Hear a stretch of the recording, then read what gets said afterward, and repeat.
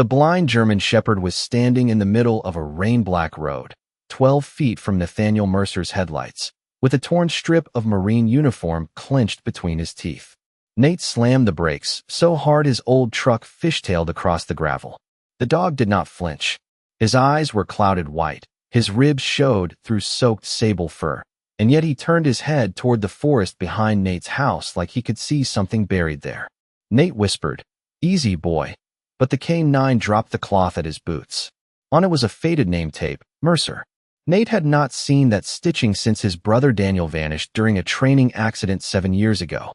By midnight, the dog Nate named Atlas was clawing at the back door, silent, shaking, refusing warmth. Nate followed him through half a mile of mud and pine until Atlas stopped at an unmarked grave and began digging. 3 inches down, Nate found half a rusted dog tag. D. Mercer. Then came the sound behind him, a gun being cocked in the rain. Atlas growled at a man Nate knew, and buried beneath that grave was not Daniel's body, but the secret someone had killed to hide.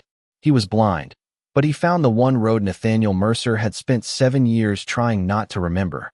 The rain came down hard over Cedar Hollow, Oregon, washing the narrow county road in silver ribbons and turning the pine trees into tall black shadows along the shoulder.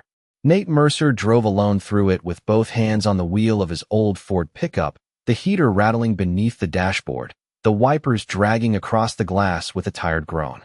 It was nearly midnight, the kind of hour when small towns forget their own names, and every porch light looks like a prayer someone forgot to finish. Nate had just left the marina repair shop, his jacket smelling of diesel, salt, and cold metal, his shoulders stiff from 12 hours of fixing engines for men who still had somewhere warm to go home to. He was 37, broad-shouldered, white, with close-cut dark brown hair and gray-blue eyes that rarely stayed still. Those eyes had learned, years ago, to scan doorways, mirrors, windows, tree lines. Even now, back in America, back where the loudest thing should have been rain on a roof, Nate still watched the world like it might change shape without warning. The Marine Corps had given him discipline, scars no one could see, and the habit of never saying how tired he truly was. It had not given him back his brother. Daniel Mercer had been gone for 7 years, listed in a report as lost during a stateside training accident, with words so clean they felt almost cruel. Procedural failure. Poor visibility. No recoverable remains. Nate had read those lines until the paper softened at the folds. Then he had put the report in a drawer and built a life around not opening it. He drove past the old Veterans Hall, past the closed diner with its red neon sign buzzing in the window, past the white church where his mother used to light candles when Daniel deployed. The town was asleep. The road ahead bent through a stretch of forest locals called Miller's Cut, a 2-mile lane of wet asphalt, steep ditches, and pine roots pushing up from the earth like old bones. Nate eased off the gas. Something in the weather made him uneasy. Not fear. He did not call it that. Just a pressure behind the ribs, the same quiet warning that had followed him through desert nights and empty barracks. Then his headlights caught a shape in the road. At first, he thought it was a fallen branch. Then the branch lifted its head. Nate hit the brakes. The truck slid 6 feet on wet gravel before stopping crooked across the lane, engine ticking, rain hammering the hood. In the white glare of the headlights stood a German shepherd. Male, full-grown, soaked to the skin. His sable coat clung to a lean frame, dark along the spine, pale at the chest, with silver beginning to gather around the muzzle. One ear stood high. The other had a small old notch near the tip. His paws were planted squarely on the yellow line, steady despite the storm. But it was his eyes that made Nate forget to breathe. They were clouded white. Not pale. Not merely old. Blind. The dog faced the truck as if he could see every inch of it, every dent in the bumper, every ghost sitting in the passenger seat. In his mouth, he held a torn strip of cloth. Nate killed the engine and stepped out slowly, boots landing in the shallow rush of water along the road. Cold rain struck his face and ran down the back of his collar. The forest smelled of pine sap, mud, and wet bark. The dog did not back away. He did not bark. He simply lowered his head and placed the cloth on the asphalt between them. Nate crouched, one hand lifted in the cautious, open-palmed way soldiers use around frightened animals and frightened people. "Easy, boy," he said, his voice low enough to be swallowed by the rain. You're all right. The German shepherd's nostrils moved. Once. Twice. Then he stepped forward, not wandering like a lost stray, but measured, exact, with the careful balance of an animal trained to trust senses deeper than sight. Nate looked down at the cloth. It was olive drab, worn thin, torn from what looked like an old field jacket. A name tape still clung to one edge, the black stitching faded but readable beneath the rain. Mercer. The world narrowed. The road, the trees, the water sliding over his boots. All of it seemed to fall away until there was only that name in his hand. Nate had 2 jackets like that once. So had Daniel. For a moment he heard his brother's laugh, bright and careless, drifting across a backyard in summer. He saw Daniel at 19, pale-skinned and restless, throwing a tennis ball for a young K9 that never seemed to miss. He smelled fresh-cut grass instead of rain. Then thunder rolled over the hills, and the memory shut like a door. Nate looked at the dog again. Where did you get this? The question was foolish. He knew it before the words were gone. But the German shepherd turned his blind face toward the tree line behind Nate's property, toward the black stretch of woods beyond Miller's Cut, and gave one low sound from deep in his chest. Not a growl, not a whine, a signal. Nate felt the hairs rise along his arms. He should have called animal control. He should have driven the dog to the shelter near Newport Road, where there were warm kennels and people who knew what to do with wounded things. Instead, he opened the passenger door of the truck. The dog waited, listening. Nate patted the seat. Come on. The shepherd climbed in with surprising care, turning once before settling on the old blanket Nate kept for hauling tools. The moment the door closed, the cab filled with the scent of rain, dog fur, and something faintly metallic, old and buried. Nate drove the last half-mile home without turning on the radio. Every few seconds, he glanced over. The dog sat upright, blind eyes forward, head tilted toward the woods. Not toward the house. Not toward the road. Toward the land behind the house, where Nate had not walked in years because it bordered the abandoned contractor property, and because Daniel had once said, half joking, half serious, that the place felt wrong. Nate's cabin came into view at the end of a gravel drive, a one-story structure with cedar siding, a sagging porch, and a single yellow lamp burning over the front door. It was not much, but it was quiet. Quiet had been the first thing Nate wanted when he left active duty. Later, he learned quiet could be louder than war. He brought the dog inside, towel-dried his coat, checked his paws, and found no fresh injury, only old calluses, old discipline, old survival. Around the collar, beneath mud and rain, Nate found a cracked metal tag. Most of the number had been scratched away, but one word remained, barely visible. Atlas. Atlas, Nate said softly. The dog lifted his head, not startled, recognizing. Nate swallowed. All right, Atlas. You can stay tonight. He set a bowl of water near the stove and laid a folded blanket beside it. Flames moved behind the glass door, orange and gentle, filling the room with warmth. Most dogs would have collapsed there and slept. Atlas did not. He drank once, then walked to the back door and stood facing it. Rain tapped the windows. The clock above the sink clicked past 12:17. Nate took off his jacket, hung it over a chair, and tried to pretend he did not understand. But Atlas pressed one paw onto the old rug by the door, exactly where Daniel's boots had once set the last Thanksgiving he came home. Nate stared. The boots were long gone. The rug had been washed, moved, beaten clean, and still the dog had found that spot. No, Nate whispered, though. He did not know who he was refusing. Atlas lowered his head to the floorboards and breathed in slowly, as if listening through the wood, through the house, through the years. Then he gave that same low sound again, a signal from a place Nate had buried inside himself. Outside, beyond the rain-blurred glass, the forest waited. And for the first time in 7 years, Nate Mercer wondered if his brother had not vanished at all. Maybe someone had only hidden the way back. Atlas did not sleep. Nate tried to. He sat in the old leather chair near the stove with one boot still on and one boot on the floor, telling himself he would rest for 10 minutes before deciding what to do next. But the house had changed.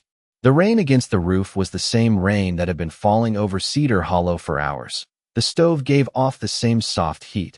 The refrigerator hummed with the same tired rhythm, and still nothing felt ordinary anymore.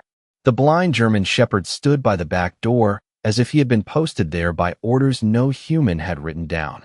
His body was still, but his ears moved constantly, catching sounds buried beneath the storm. A branch scraping the siding, water spilling from the gutter, pine needles brushing the window. Things Nate heard only after Atlas heard them first. At 1:06 in the morning, Nate finally rose and crossed the room. "You are not going out there tonight," he said, more to himself than to the dog. Atlas lowered his head and pressed his nose to the narrow crack beneath the door. Then he inhaled, slow and deep. A tremor moved through him. Not fear. Recognition. Nate felt that pressure behind his ribs again. He looked past the glass into the backyard. Beyond the porch light, the world ended 10 feet from the steps. After that, only rain and black trees.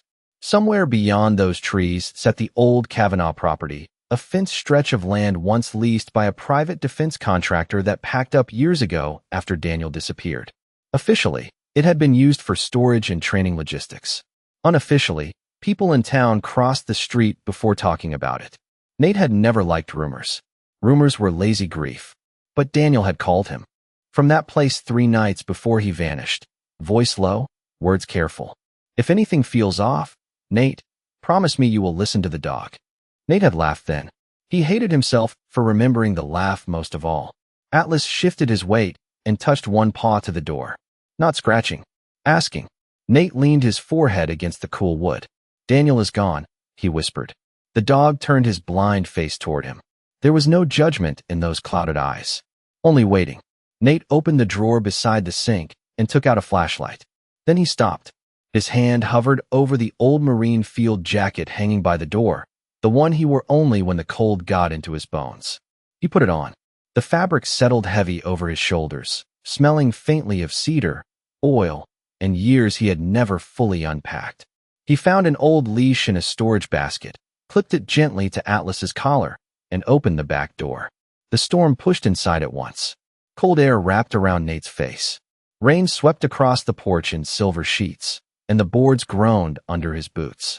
Atlas stepped out first, careful but certain, nose low, paws finding the edge of each step without hesitation. Nate followed with the flashlight beam cutting a pale tunnel through the dark.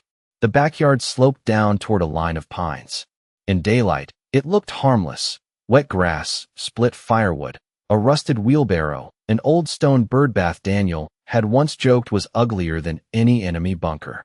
At night, the yard felt like memory had grown roots there. Atlas moved straight across it. Not left toward the shed, not right toward the driveway. Straight to the back fence where ivy had swallowed the old wire. Nate had to duck under a broken section he had not noticed in years. On the other side, the ground changed. The grass gave way to mud and pine needles. The air cooled. The smell of the house disappeared behind them, replaced by wet bark, earth, and the faint iron scent of old machinery. Atlas did not pull hard. He led with a quiet insistence, pausing whenever Nate stumbled over roots, waiting until the leash slackened, then moving again. It was impossible. A blind dog should not have known this path. He should have drifted, bumped, hesitated. Atlas did none of that. He walked like the forest existed inside him. They had gone maybe 300 yards when Nate saw the first sign of the old boundary fence. A metal post leaned at an angle, wrapped in moss. Beyond it, a faded warning sign hung by one bolt, swinging softly in the rain. Private property. No trespassing. The words had almost vanished. Nate stopped. Atlas did too. The dog lifted his head and listened toward the east, where the property widened into a low field and the remains of a storage barn stood beyond the trees. Nate's flashlight caught the roofline for 1 second, sagging and black against the sky. His throat tightened. Daniel had stood there once in a photograph, one arm around a young German shepherd with bright amber eyes. Nate had buried that photograph in a box after the memorial. He had not thought about the dog in years. He had not known its name. Atlas gave a soft breath, almost a sigh, and turned away from the barn.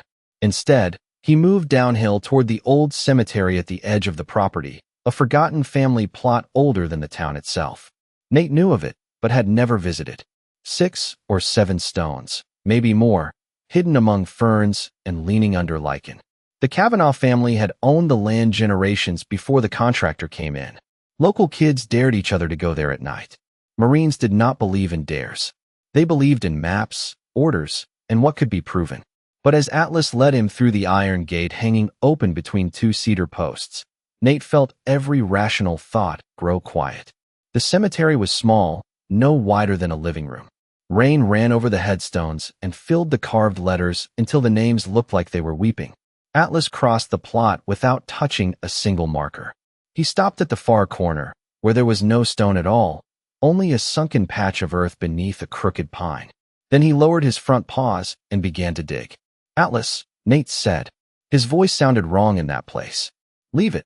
The dog did not stop. Mud sprayed against his legs. His movements were not frantic. They were focused, solemn, almost careful. Nate stood there with rain running down his neck, telling himself to pull the leash, telling himself this was trespassing, telling himself a blind K9 could not lead him to anything but trouble. Then the flashlight beam caught metal in the hole.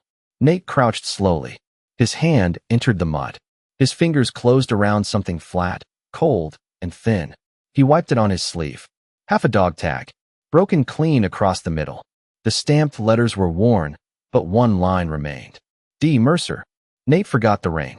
He forgot the cold. For 7 years, the government had mailed him papers, apologies, and a folded flag without a grave. For 7 years, no one had found even a button from Daniel's uniform. Now, in a forgotten cemetery behind an abandoned property, a blind dog had led him to his brother's name. Atlas stopped digging and pressed his muddy nose against Nate's wrist. The touch was gentle, steady, like he had not brought Nate there to frighten him, but to make sure he did not face it alone. Nate closed his hand around the broken tag until the edge bit into his palm. He did not cry. Not yet. The forest held its breath. Then, from somewhere beyond the cemetery gate, a twig snapped. Atlas turned before Nate did. His ears rose. His body shifted in front of Nate's knees, protective, silent, certain. Nate lifted the flashlight toward the trees. The beam caught nothing but rain. Still, a voice came from the darkness, calm and familiar. "You should not be out here, Nate." And when Sheriff Harold Vance stepped into the pale edge of the light, Atlas lowered his head and gave the first true growl Nate had heard from him. Harold Vance did not look surprised to see the broken dog tag in Nate Mercer's hand. That was the first thing Nate noticed. Not the sheriff's rain-dark hat, not the tan county jacket zipped to his throat, not the flashlight hanging loose at his side. It was his face. Calm. Too calm for a man finding a former Marine kneeling in mud beside an unmarked patch of earth at nearly 2 in the morning. "Sheriff," Nate said, slowly rising. Atlas stayed in front of him, paws planted in the wet grass, shoulders low, ears sharp. The blind dog could not see Vance, but he knew exactly where the man stood. Rain slid from the brim of Vance's hat and tapped against his collar. He was in his early 60s, white, broad through the chest, with a square face weathered by years of coastal wind and small-town authority. People in Cedar Hollow trusted him because he knew their children's names, waved at church traffic, and showed up first when storms knocked trees across the road. Nate had trusted him once too. Vance had been the one who came to the Mercer house 7 years ago with 2 officers and a folded expression, the kind men where when they carry news they do not want to deliver. "You are trespassing," Vance said. His voice was quiet, almost kind. "This land is still restricted." Nate looked around at the leaning stones, the broken gate, the moss-covered fence that had not held anything back in decades. Restricted by who? Vance's eyes moved to Atlas. For half a second, something tightened in his jaw. It vanished before most people would have seen it. Nate saw it. Marines learned to read the small things. A hand that rested too close to a pocket. A breath taken before a lie. A man recognizing a dog he should not know. "Where did you get the shepherd?" Vance asked. Atlas answered with a low, controlled growl, not loud, not wild, but certain enough to make the rain feel quieter. Nate slipped the broken tag into his fist. "He found me." Vance let out a breath that might have been a laugh if there had been any warmth in it. "Dogs do not find people for a reason, Nate. They wander. They follow smells. That is all." This one followed a name. Vance took one step closer. Atlas did not move backward. The sheriff stopped. For the first time, Nate noticed the dog's nose working, catching something beneath the wet wool, leather, and rainwater. A scent. A memory. Atlas's body changed around it. His neck lowered. His tail went still. his ears angled forward with the terrible patience of an animal who had waited years for one familiar trace. Nate looked at Vance's jacket. A faint smell drifted through the storm. Peppermint tobacco. Not strong. Just enough. Daniel used to mention it when he came home from base, complaining that one of the local liaison officers smoked that stuff near the training lots and made every room smell like a candy store burned down. Nate had forgotten until that moment. Memory did not always return gently. Sometimes it came like a door opening in a dark room. "You knew my brother was out here," Nate said. Vance's face hardened, but only around the eyes.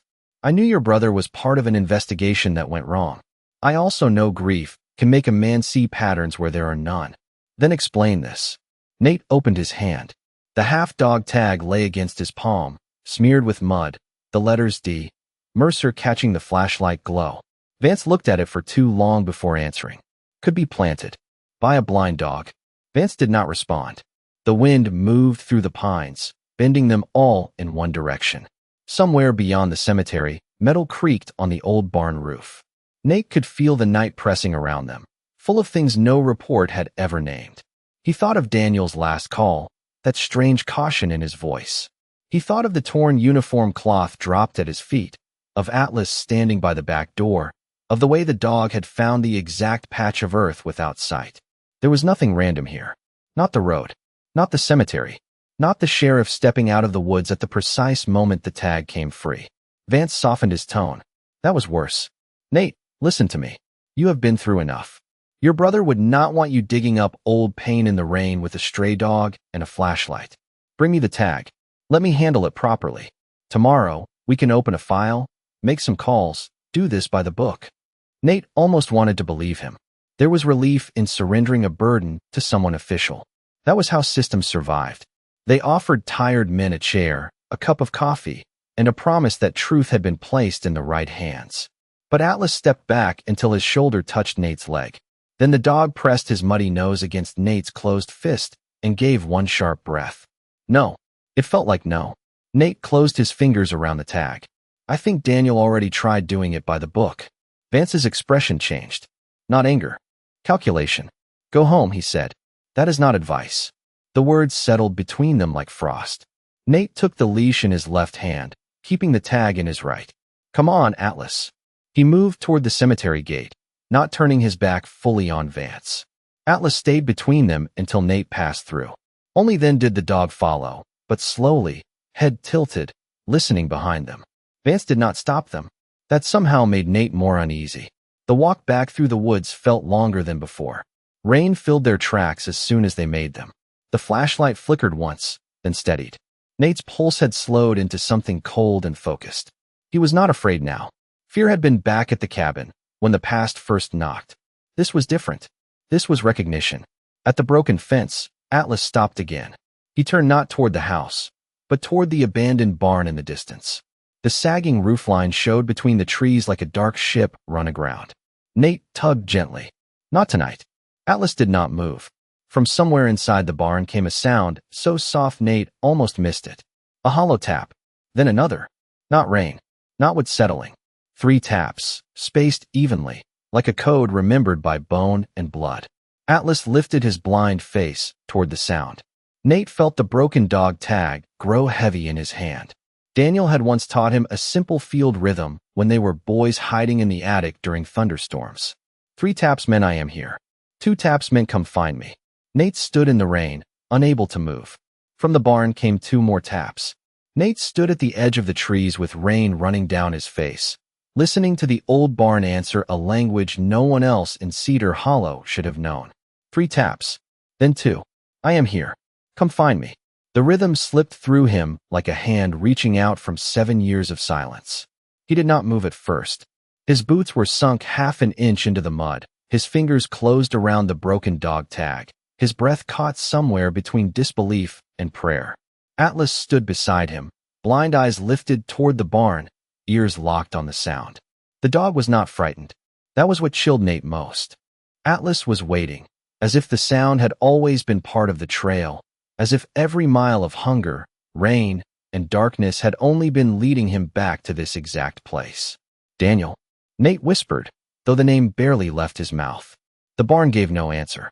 Only rain, wind, and the slow creak of its tired roof. Then Atlas stepped forward. Nate almost pulled him back, but the leash went tight in his hand with quiet insistence. Not panic. Purpose. They crossed the field slowly. The grass was high and silvered with storm water, brushing Nate's knees. Old survey flags, faded nearly white, shivered along the ground where the contractor property had once been marked for expansion. Nate remembered seeing trucks here years ago, black and gray utility vehicles coming and going at odd hours, men with clipboards who never waved, temporary fences moved overnight. Back then, Daniel had said the place was just logistics. Then he had said less. Then he had stopped laughing when Nate asked about it. The barn stood at the far end of the property, older than the company that had used it, older than the warning signs, with cedar boards dark from rain and hinges rusted orange at the doors. A single chain hung across the entrance, but the padlock was new. Too new. Nate touched it with his thumb. No moss. No weather crust. Someone had been maintaining a lock on a building everyone claimed was abandoned. Atlas lowered his nose to the gap beneath the door and breathed in. A soft sound moved out of him, almost like grief. Nate looked around. The field behind them was empty. Sheriff Vance was gone, or pretending to be. The house was half a mile back through the trees. The town was asleep. Every sensible part of Nate told him to leave, call someone federal, call anyone who did not answer to Harold Vance. But the broken dog tag in his palm seemed to pulse with rainwater and memory. Daniel had trusted a dog. Daniel had left a rhythm. And Atlas had come blind through a storm to deliver both. Nate walked along the barn wall until his flashlight found a side door half hidden by blackberry vines. Its boards were warped, the latch old and loose. He pushed once. It held. He pushed again with his shoulder, careful, steady, and the wood gave with a tired sigh. Inside, the air changed. Dry rot, dust, cold hay. Beneath it all, something metallic and stale, like old tools left in a closed shed through too many winters. Nate swept the flashlight across the interior. Empty stalls lined one wall. Broken crates leaned in the corner. A collapsed workbench sagged beneath a blue tarp. Rain tapped through holes in the roof and fell into dark puddles on the packed dirt floor. Atlas entered without hesitation. The dog's paws made almost no sound. He moved past the stalls, past the crates, past a hanging rope of old electrical cord, and stopped in the center of the barn. There, he lowered his head and tapped the floor with one paw. 3 times. Nate's mouth went dry. He crouched beside him and brushed away a layer of hay and dust. Beneath it was not dirt. Wood. Wide planks, cut cleaner than the rest of the barn, set into the floor like a hidden door. Nate found the edge with his fingers. Someone had disguised it well, but not well enough for a K9 who remembered scent better than men remembered truth. He pulled. Nothing happened. He searched the planks, found an iron ring recessed under mud, and lifted with both hands. The hatch opened slowly, releasing a breath of colder air from below. Atlas stepped back, then sat, guarding. Nate aimed the flashlight down. A narrow ladder descended maybe 8 feet into a small underground space reinforced with old concrete walls. Not a grave. Not a room meant for animals. A storage cellar, maybe, converted long ago and sealed away. Nate climbed down one rung at a time, the flashlight between his teeth, the broken dog tag pressed deep in his jacket pocket. At the bottom, he found shelves, empty file boxes, a rusted chair, and a metal case tucked beneath a folded canvas sheet. On the case was a strip of faded tape. Mercer. His knees nearly failed him. Nate set the flashlight on the floor and opened the latches. Inside lay a waterproof pouch, a small voice recorder, several photographs, and a collar with a scratched metal plate. He lifted the collar first. The name was almost gone, but not completely. Atlas. From above, the German. Shepard gave one soft whine, as if the sound had been pulled from a place too deep for pain. Nate looked at the photographs. Daniel stood younger, smiling faintly despite the serious set of his shoulders, one hand resting on a German shepherd whose eyes were bright amber and alive with focus. Same notched ear, same dark spine, same solemn strength. Nate sat back against the cold wall, the picture trembling in his hand. You were his, he said, voice breaking around the words. You were Daniel's dog. The barn above creaked in the wind. Atlas waited at the hatch, blind face turned downward, listening to Nate breathe through the truth. Nate reached for the voice recorder. Its plastic casing was scratched but intact, sealed in a bag with a battery taped to the side. His fingers shook as he fitted it in and pressed play. Static hissed. Then Daniel's voice filled the buried room, thin with age, but unmistakable. Nate, if you are hearing this, it means Atlas found you. Nate closed his eyes. The years between them vanished. Daniel continued, quieter now. Do not take this to Vance. Do not trust the local file. Follow the dog. He remembers the way. Above him, Atlas tapped the floor once. Then the old barn went silent. The recording did not end with Daniel's warning. For 3 long seconds, there was only static and the small, hollow sound of rain striking the barn roof above Nate's head. Then Daniel breathed in, close to the recorder, as if he had hidden it beneath his jacket while watching the door. There are names in the pouch, he said. Contracts, shipment numbers, dates, photographs. I thought it was just equipment being moved off schedule. It is bigger than that. Someone inside town helped cover the paperwork. Someone with a badge. Nate sat frozen on the cellar floor, the flashlight throwing his shadow long against the concrete wall.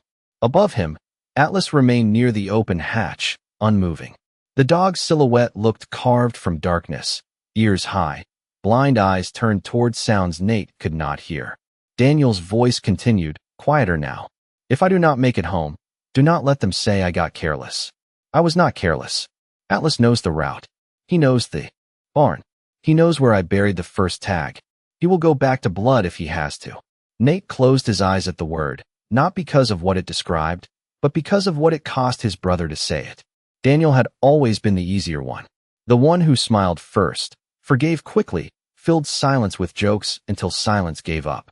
Hearing fear beneath that familiar voice felt like finding winter inside a July afternoon. The recorder clicked, shifted, and Daniel spoke one last time. Tell Mom I heard her singing in church that morning. Tell Nate I am sorry I dragged him into this. And tell my dog he did good.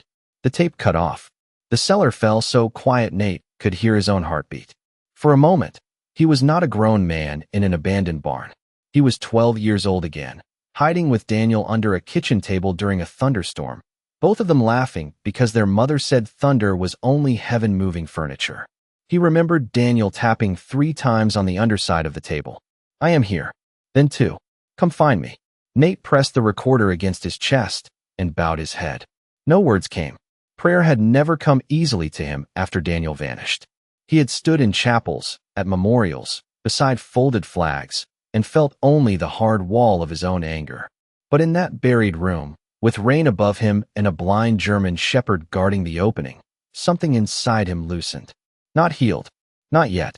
Just loosened enough for breath to pass through. He opened the waterproof pouch. Inside were copies of shipping manifests, photographs of cargo trucks parked behind the barn, signed inspection slips, and a small flash drive sealed in plastic. Several names were circled in black marker. Most meant nothing to Nate. One did. Harold Vance. The letters sat on the page without shame. Nate stared until they blurred. Sheriff Vance had stood in his mother's living room with wet eyes and a lowered voice. Sheriff Vance had told them Daniel was gone. Sheriff Vance had brought casseroles from church ladies and stood at the memorial with his hat against his chest. All those years, he had been close enough to touch. Close enough to watch grief do the rest of his work for him. Above, Atlas gave a sudden low rumble. Nate lifted his head. The dog was no longer facing the cellar. He had turned toward the front of the barn. Nate switched off the flashlight by instinct. Darkness folded around him. Rain. Wood creak. Wind. Then another sound. A vehicle rolling slowly over wet grass. No headlights cut through the cracks in the boards. Whoever approached knew the ground. Nate gathered the pouch, recorder, collar, and photographs, sliding them carefully into his jacket. He climbed the ladder without a sound, each rung slick beneath his boots. Atlas waited at the top, body tense, but still controlled. Nate touched 2 fingers to the dog's shoulder. Warm. Solid. Alive. Back way. Nate whispered. Atlas moved before the words had fully left his mouth. He led Nate through the barn side aisle, past stalls and crates, toward a narrow gap in the rear board's half covered by a torn tarp. The blind dog found it as if he had used it yesterday, though dust clung to the edges and vines scratched at the outside. Nate eased the boards apart just enough for them to slip through.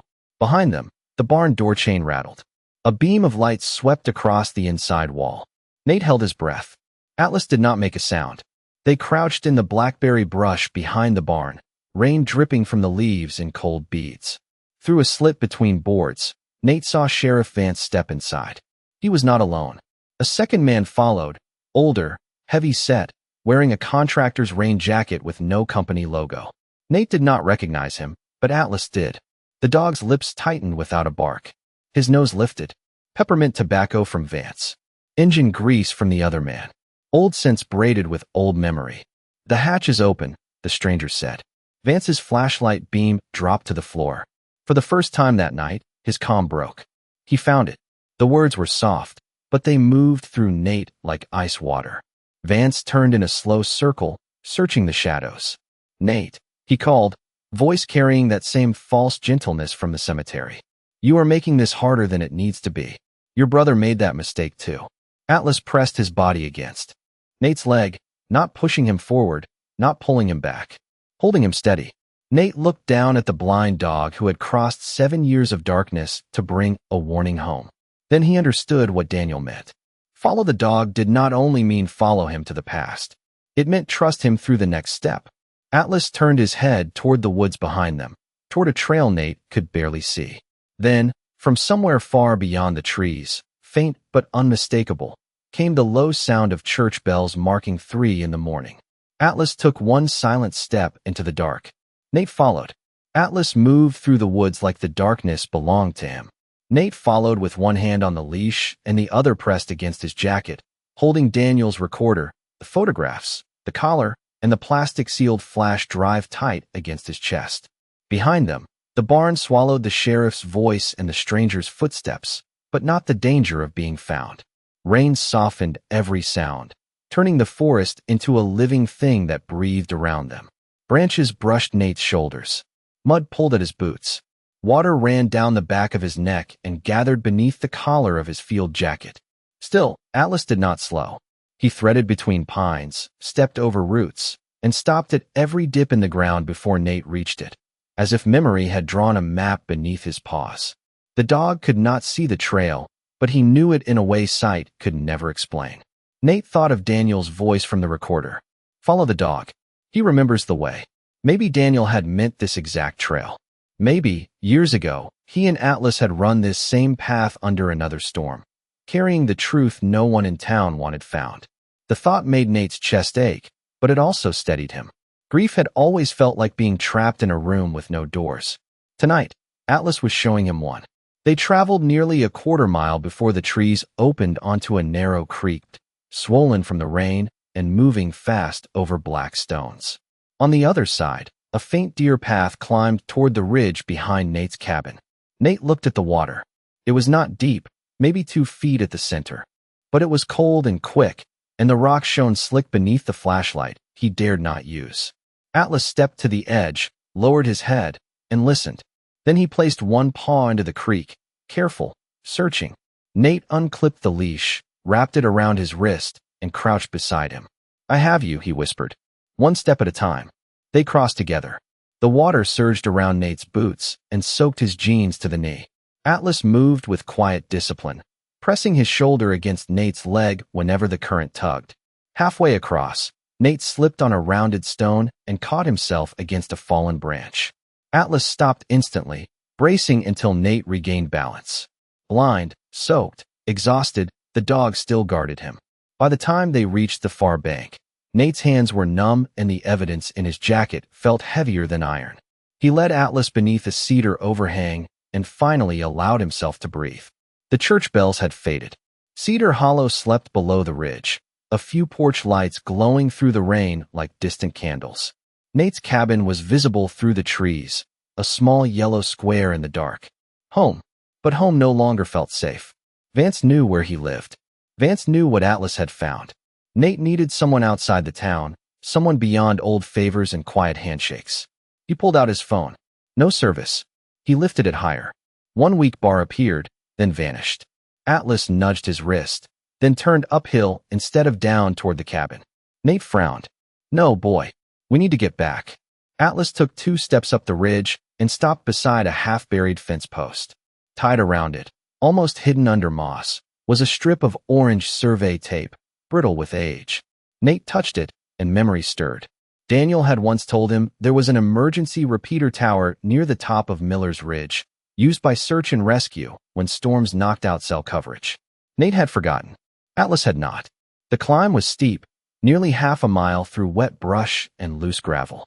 Nate's lungs burned by the time they reached the top. The repeater tower stood in a small clearing, no taller than a house, surrounded by a chain-link fence and humming softly through the rain. Beside it sat an emergency call box, old but intact, painted yellow beneath years of dirt. Nate almost laughed, but the sound came out broken. Atlas sat beside him, lifting his face into the rain as if listening to heaven's wires. Nate opened the call box and pressed the red button. Static cracked. Then a woman's voice answered, professional and distant. County emergency relay. State your location. Nate closed his eyes for half a second. This is Nathaniel Mercer, former United States Marine. I am on Miller's Ridge outside Cedar Hollow. I need to speak with a federal duty officer, not local dispatch. I have evidence tied to a missing military service member and possible obstruction by local law enforcement. The line went quiet long enough for Nate to fear it had died. Then the voice returned, lower now. Stay on the line, Mr. Mercer. Are you in immediate danger? Nate looked at Atlas. The German shepherd suddenly rose, ears forward, body turned downhill. Far below, through the trees, two pale beams moved slowly across the wet forest. Headlights. Searching. Nate's mouth went dry. Yes, he said. And the only witness who knew the way here is a blind K9. The operator did not ask another useless question. Help is being routed through state channels. Keep the line open if you can. Nate slid the recorder, photographs, and flash drive into the metal compartment inside the call box, where emergency instructions were kept dry behind a rubber seal. If he could not make it down, the truth still might. He shut the compartment and looked at Atlas. You already saved him once, did you not? Atlas leaned into Nate's leg, just briefly. A tired, living weight. Then the dog turned toward another trail, narrower than the first, leading away from the headlights and down the far side of the ridge. Nate understood. Daniel's path had not ended at the barn. It had one more turn. Atlas began walking before Nate could speak, and in the rain behind them, the first siren rose faintly from the highway, thin as a promise. The far side of Miller's Ridge dropped into a narrow service trail Nate had not walked since he and Daniel were boys pretending. The forest behind their house was some faraway wilderness. Back then, Daniel always led. Nate followed because older brothers were supposed to know the way, even when they did not. Now the only guide was Atlas, a blind German shepherd moving through rain and cedar shadow with a purpose older than sight. The siren behind them rose, faded, then split into two different tones somewhere near the highway. State channels, not local. Nate held on to that thought the way a cold man holds a match. But the headlights below were closer now, weaving between the trees, slow and patient. Vance knew the property roads. He knew every old logging cut, every gate, every place a man might try to disappear. Atlas knew something else. He left the main trail and pushed through a curtain of fern toward a rocky ravine where rainwater spilled down in thin white streams. Nate hesitated at the edge. The drop was maybe 15 feet, not straight down, but steep enough to punish a wrong step. Atlas, he whispered. The dog stopped and turned his clouded eyes toward him. There was no fear in them. Only the steady, quiet Daniel must have trusted years ago. Nate slid down first, boots scraping shale, one hand catching roots slick with mud. Then he braced and guided Atlas down with the leash loose around his wrist. The dog placed each paw where Nate tapped the ground. Once, twice, wait, step. It was not command. It was conversation. At the bottom, the ravine opened into a culvert beneath the old service road, a round concrete tunnel half hidden by blackberry vines. Water ran through it ankle deep.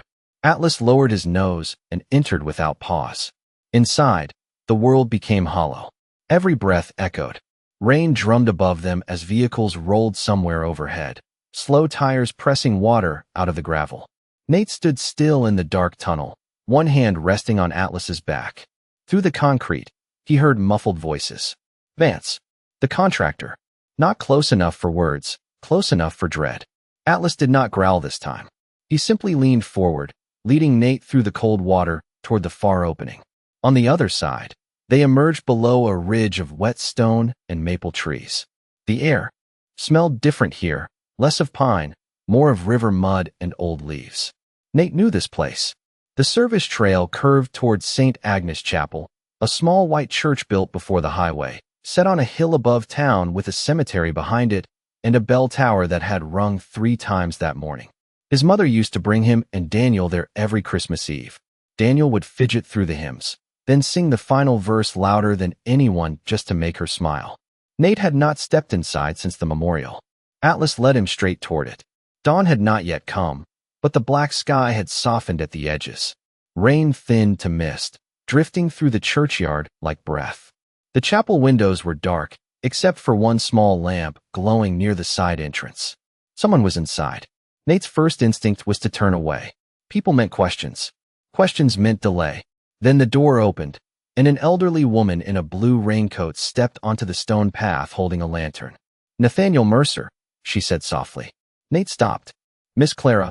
Clara Whitcomb had been the church caretaker for as long as Nate could remember, a small white woman in her late 70s with silver hair pinned neatly at the back of her head and eyes the color of weathered glass. She had taught Sunday school, delivered casseroles, and remembered every birthday in Cedar Hollow.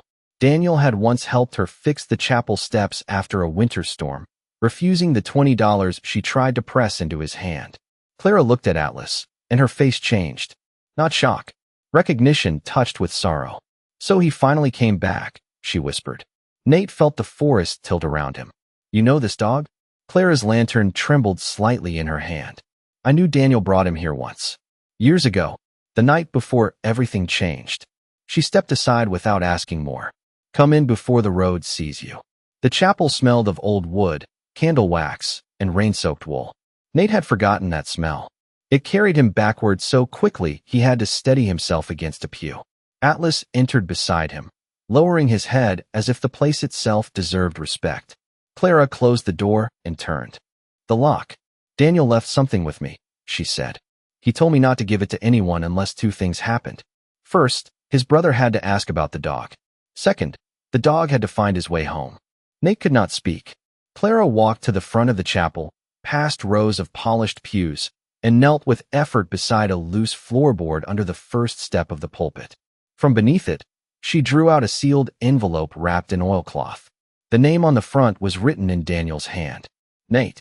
The letters struck harder than thunder. Nate took it with both hands. Inside was a photograph, a folded letter, and a small brass key.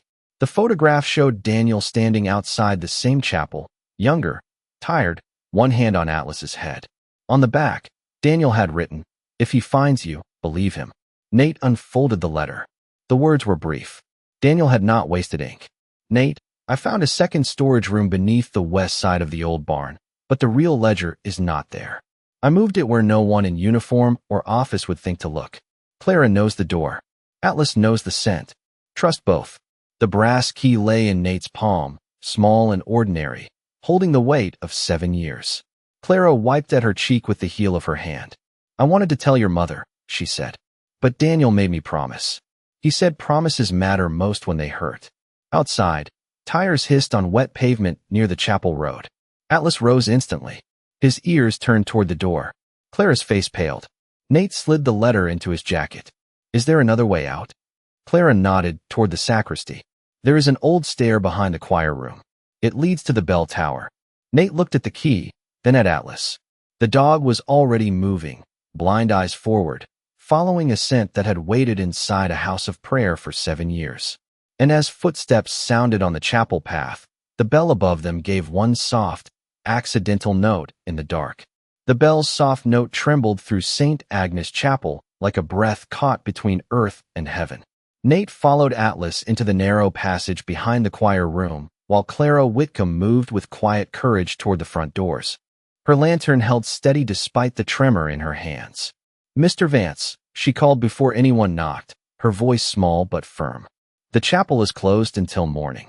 Nate paused behind the sacristy wall, one hand on Atlas's collar, the brass key warm inside his fist.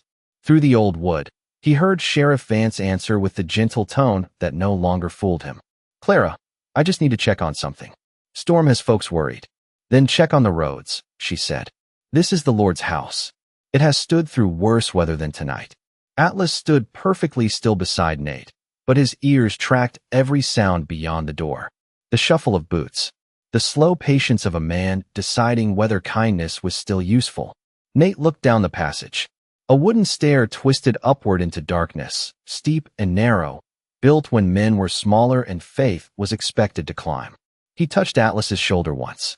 The dog moved ahead, blind eyes forward, nose low, following a scent Daniel had trusted across 7 years.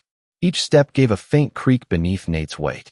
He winced at every sound, but the chapel below covered him with its own old noises. Rain at the windows, wind along the eaves, Clara's calm voice, Vance's polished concern. The stair opened into the bell tower, a cramped square room smelling of dust, rope fiber, and cold stone. The bell hung above them, dark and enormous, its bronze curve catching the gray hint of approaching dawn. To one side, a small door was set into the inner wall near the floor, almost hidden behind stacked hymn boards and a cracked wooden manger from an old Christmas display. Nate knelt, pushed the boards aside, and found a brass plate with no marking. Atlas leaned close and breathed against the seam. His tail moved once, not wagging, confirming. Nate slid Daniel's key into the lock. It turned with a soft click that sounded too loud in the little room. Behind the door was a narrow storage cavity, barely 2 feet deep, lined with cedar planks. Inside sat a metal communion wine box, the kind used decades ago before the church replaced it with polished cabinets. Nate pulled it out carefully. Tape sealed the lid. On top, in Daniel's handwriting, were 3 words. For the record. Nate opened it. Inside were ledger pages wrapped in plastic, photographs, a second flash drive, and a small notebook with Daniel's initials pressed into the cover. There was also a folded letter addressed not to Nate, but to Atlas. Nate's throat tightened at the sight. He did not open that one. Not yet. From below came the sound of the chapel door opening. Clara's voice sharpened. You do not have permission. Vance replied. Lower now, no longer performing for anyone. Step aside, Clara. Nate placed the ledger, notebook, and flash drive inside his jacket, close to the evidence from the barn. His heart was steady now in a way that frightened him. Not calm. Chosen. For years, he had thought the truth would arrive like thunder, undeniable and loud. Instead, it had come in quiet pieces, a strip of cloth, half a dog tag, a blind dog's paw on wet earth, an old woman's kept promise, a key small enough to lose in a coat pocket. Atlas suddenly turned toward the stair. His body lowered. A warning passed through him without a sound. Nate heard it then. Footsteps inside the chapel. More than one person, moving aisle by aisle. Checking pews. Checking shadows. Nate looked toward the bell rope hanging through the floor. Below, it fell beside the choir loft, visible from the sanctuary. If someone saw it move, they would know. But the tower had another way out. Clara had told him long ago, when he was a boy, that the bell keeper used to cross from the tower to the roofline during repairs. Nate had laughed then and said only a fool would climb on a wet church roof. Daniel had answered, Then you go first. The memory struck, so suddenly Nate almost smiled. He found the small exterior hatch behind the bell frame. It opened onto a narrow maintenance ledge slick with rain, no wider than 12 inches, running along the side of the tower to the lower roof over the sacristy. Dawn had begun to pale the clouds. Cedar Hollow lay below, washed in blue-gray mist, its streets empty except for flashing lights far off near the highway. State patrol, maybe. Federal help, maybe. Too far to trust yet. Nate crouched beside Atlas. I need you. With me, boy. Atlas leaned forward and touched his nose to Nate's wrist, where Daniel's scent must still have lived in the paper and metal pressed beneath the jacket. Then the dog stepped onto the ledge. Nate's breath stopped, but Atlas moved carefully, hugging the wall, paws finding the stone lip inch by inch. Nate followed, one hand against the tower, rain cold on his knuckles. Below, through the stained glass window, he heard Vance call his name. Not loudly. That made it worse. Nate, this does not need to become a public mess. Atlas froze halfway across the ledge. His head turned downward. Through the rain, from the chapel yard, came another sound. Car doors, radios, boots splashing in gravel. A woman's voice, clear and commanding. State police. Step away from the entrance. Vance went silent. Nate felt the whole morning hold its breath. Atlas gave one soft exhale and moved again. They reached the sacristy roof, then the low stone wall beside the old cemetery. Nate lowered Atlas down first, guiding him into wet grass, then dropped beside him with a jolt that ran up his knees but did not stop him. At the edge of the churchyard, 2 state troopers stood near their vehicles. Behind them, a dark sedan pulled in with government plates. Clara emerged from the chapel doors, pale but upright, her raincoat shining under the porch light. Vance followed with his hands visible, his face emptied of all small-town warmth. For 1 second, his eyes found Nate across the cemetery. Not pleading, not angry, just exposed. Atlas stepped in front of Nate, blind, soaked, old, and unafraid. Nate walked toward the troopers with Daniel's evidence held under his jacket. "My name is Nathaniel Mercer," he said, his voice rough but clear. "My brother left this because he knew the truth would need a witness no one thought to question." The woman from the sedan looked down at Atlas, then back at Nate. "And who is this?" Nate rested his hand on the German shepherd's wet head.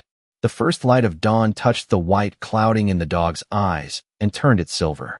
"This," Nate said, "is the witness who remembered everything.